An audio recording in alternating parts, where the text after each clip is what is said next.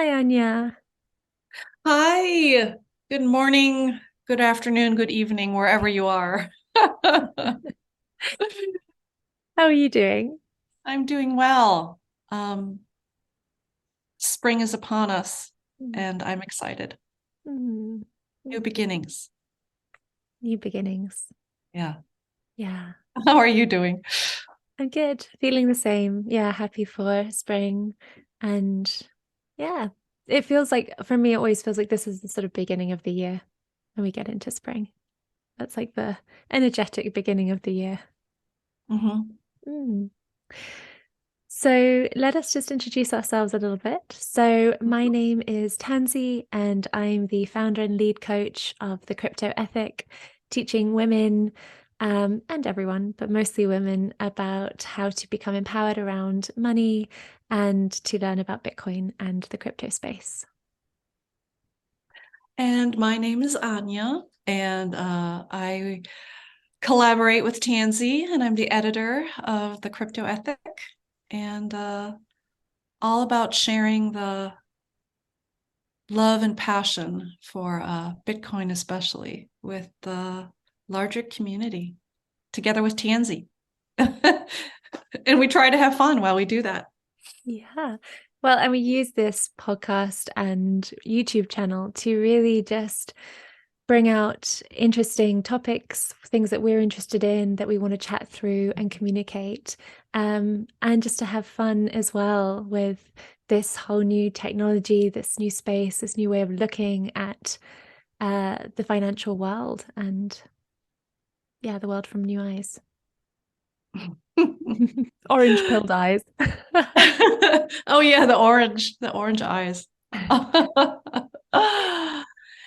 Yeah, so I wanted to share a thought I had over the weekend. And it's because I'm in the process of moving and I'm fixing up my new place. And I'm realizing I need to do some of this fixing. I can't, I don't have all the cash reserves to invest in fixing the walls and all the woodwork. And, there's a lot going into fixing up a place where somebody's moved out of. And I decided that, you know what, I need to learn this stuff because I don't know it. I need to do it myself. And so I actually found this interesting place that teaches women how to, and it's an in-person class, which is nice, how to do electrical, how to do fix drywall with plaster and sanding. And it was, great fun to be with all these other women who are sort of taking their power back, and they're independent women, all ages, and they're going to do it themselves. It's sort of, I think it's coming out of a financial place, but also a empowerment place. I can do this. I just have to learn how to do it. And maybe I wasn't encouraged to learn it, but I'm interested. Uh, and I've seen this a lot, not just with fixing up your house, but, a lot of young people, I don't know, let's say starting out under the age of 50, are growing their own food. They've come out of the last, I don't know, decades of being offered all this unhealthy food, whether it's full of toxic pesticides, herbicides, or, one of the issues is also the soil is being depleted. And so a lot of this food then doesn't even have the nutrients to absorb from the soil. So there's just so much health issues too. So people are like, I can do this myself. I can learn about soil. I can learn about composting and how to make my soil healthy and grow my own food. People are learning how to dye. They pick flowers and various plants, and then they dye their own clothes. And it's so beautiful. The creative dyeing techniques I've seen, and it becomes a joy. It's sort of part of the process. It's this empowerment, and you're taking your time back instead of like, I've got to work 9 to 5, 7 days a week or 5 days a week so that I can buy the clothes, that I can buy this food that's not good. And so there's this shift. Instead of working all those hours for somebody else, I want to take those hours back. I want to take that time. I want to take my creativity and my power back. So I feel like that's what this like DIY, do it yourself, push is. And you see it all over Instagram, especially, various social medias, and in your neighborhood, that people are taking that power back. And I think, coming out of COVID, that was a time where everybody just sort of crashed and was stuck at home. And what do you do? And it sort of, I think, allowed us to reassess what makes us happy. What are we doing? Do I like going to this place and working for somebody, and I don't like this job? And how can I express myself more instead of using my time to help somebody else express, a company, let's say, or an organization express their ideas? And it gave us time to learn how to do that. So I'm real excited about all this DIY, DIY activity. And it just makes sense, as we talk more and more about crypto, and Bitcoin, and the unhealthiness of our current financial system. It's like that DIY process goes right into the finance. It's coming out of maybe food and making your own clothes and fixing up your own house.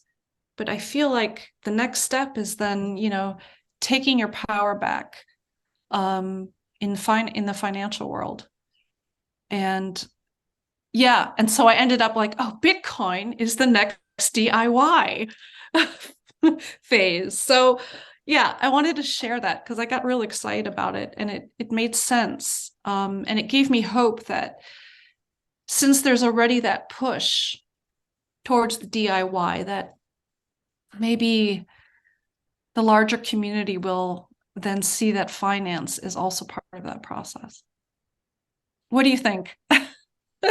I love it. And I don't think enough people are talking about that, because I think it's such an interesting point, right? We talk about kind of Bitcoin and taking power back, or, noticing that people are starting to do more around the home or in their own lives, like the DIY, but to see how that could be a funnel towards taking your power back, DIYing your money. It's a really good way of talking about what Bitcoin is. It's like the DIY of the banking sector. It's the DIY of finance. I love it. And I think, to your point, it's so important to, recognize that for so long, commercialism and efficiency and just working all the time to then buy the things you need. It's like that's been the culture. And I think people have felt like disempowered by their lives. They just go to work doing one thing, and they don't have these creative outlets. They don't have the ability to take the time to tend to their home, to take the time to learn the things they want to learn. And I think there has been a move towards that of reclaiming power, knowing that people can do it themselves, also a financial incentive to do things yourself for cheaper. But I think something about COVID, there was this sense of like lack of security, where suddenly it's like, what if I can't get to the shops? What if the shops are closed? What if they run out of food? What if I can't get the materials that I need, for just even like home care, deodorants or washing up liquids. There's all of these things that suddenly, oh my gosh, I rely on everyone else for all of these things. And suddenly there's this moment in terms of safety where you're like, can I survive without the system? And suddenly when you're like, well, I couldn't get food, I couldn't get water, I couldn't, have all of these things. Suddenly people go, okay, I need to have a resource. I need to maybe go and buy land, or I need to start growing food. I need to know how to cook. Um, I want to know how to sew, how to mend my clothes. And so I think that COVID was a good instigator in just making people realize the importance of having a multiple level of skill.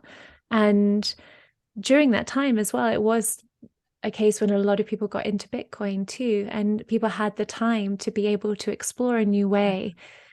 Yeah. And I think it speaks to that part too. It's like we think about our well-being and our security in terms of food, who are we relying on? Well, what about your money? Who are you relying on? Your government, banks, other people in control of your money. That is a trust relationship. And we have seen with bank collapses and with in other countries as well, governments inflating their currency or their currency collapsing. It's like there isn't an insurance policy there, and when you have quite a lot of money in the banks, and so it's one of those other places about security where it's like bringing something back into your control. Money is a big, big one, and Bitcoin is the only real thing that allows you to take full custody of your money. Yes.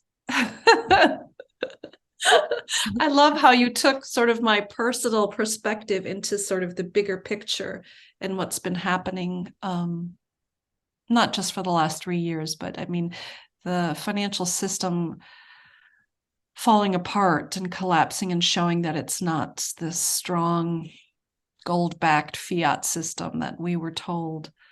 And it's just sort of coming to a head. And again, COVID sort of pushed that head even, tighter and exposed it.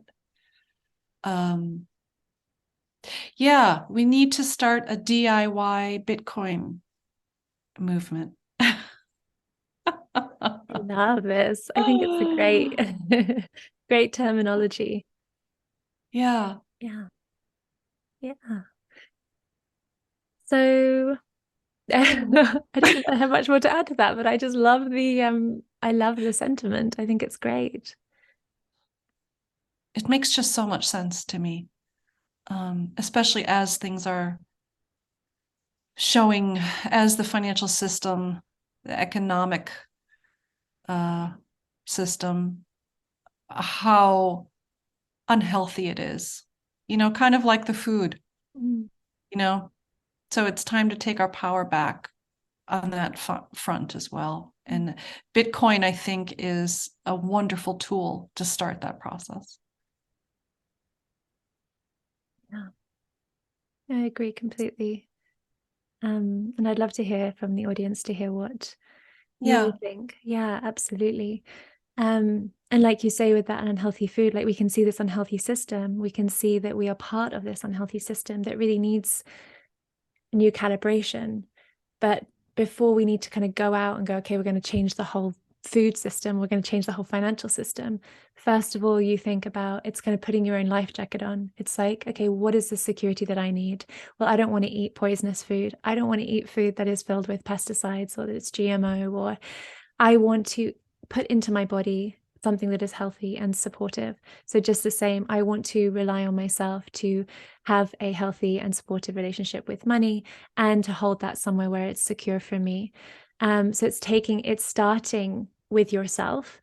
And then once you're in that place of sort of security, you can then look at the wider situation and say, okay, then how can I contribute to helping?